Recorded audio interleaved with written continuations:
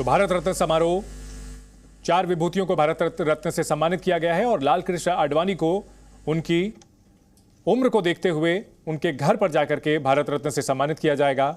राष्ट्रपति द्रौपदी मुर्मू ने 4 हस्तियों को मरणोपरांत भारत रत्न से सम्मानित किया है। राजनीति के क्षेत्र में, कृषि के क्षेत्र में उल्लेखनीय योगदान रहा है इन विभूतियों का, जिन्हें भारत रत्न सम्मान, जो कि देश का सर्वोच्च नागरिक सम्मान है, उससे सम्मानित किया गया है। पूर्व प्रधानमंत्री चौधरी चरण सिंह को मरणोपरांत भारत रत्न, पूर्व प्रधानमंत्री पीवी नरसिम्हा राव को भी भारत रत्न दिया गया। वहीं एमएस स्वामीनाथन को मरणोपरांत भारत रत्न, कर्पूरी ठाकुर को भी भारत रत्न से सम्मानित किया गया है। लाल कृष्ण आडवाणी को उनके घर जाकर के भारत रत्न सम्मान दिया जाएगा। वयोवृद्ध हो चुके हैं और ये 5 नाम साल 2024 में इन्हें भारत रत्न देने का ऐलान सरकार की ओर से किया गया था। Karpoori Thakur, PV Narasimha Rao, doctor MS Swaminathan और चौधरी चरण सिंह,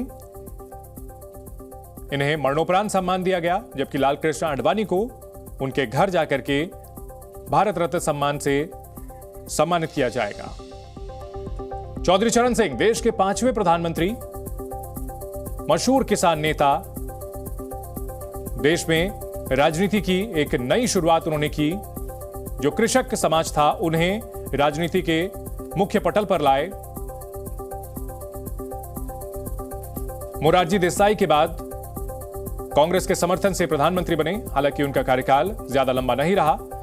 इसके अलावा बात की जाए नरसिम्हा राव की, तो देश उनका सदैव ऋणी रहेगा, क्योंकि आर्थिक उदारीकरण की उन्होंने शुरुआत की और इसके बाद भारत में विकास की एक नई बयार बही।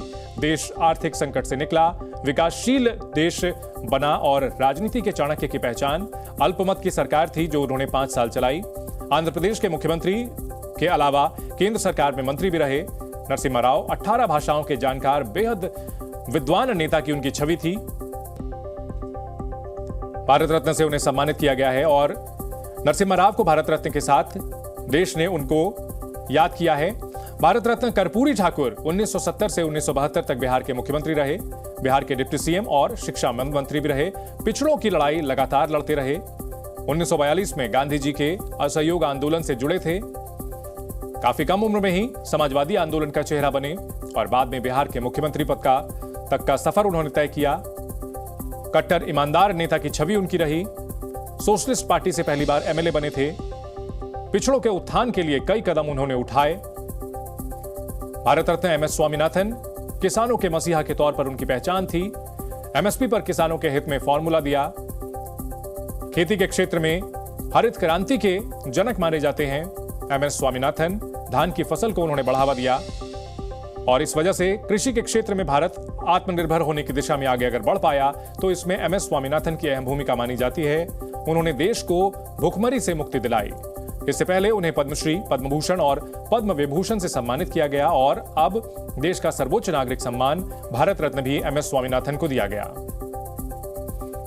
तो ये 5 नाम जिन्हें साल 2024 में भारत रत्न देने का ऐलान किया गया: Karpoori Thakur, PV Narasimha Rao, doctor MS Swaminathan, Chaudhary Charan Singh और लाल कृष्ण आडवाणी को भी भारत रत्न सम्मान से सम्मानित किया जाएगा। Zee News.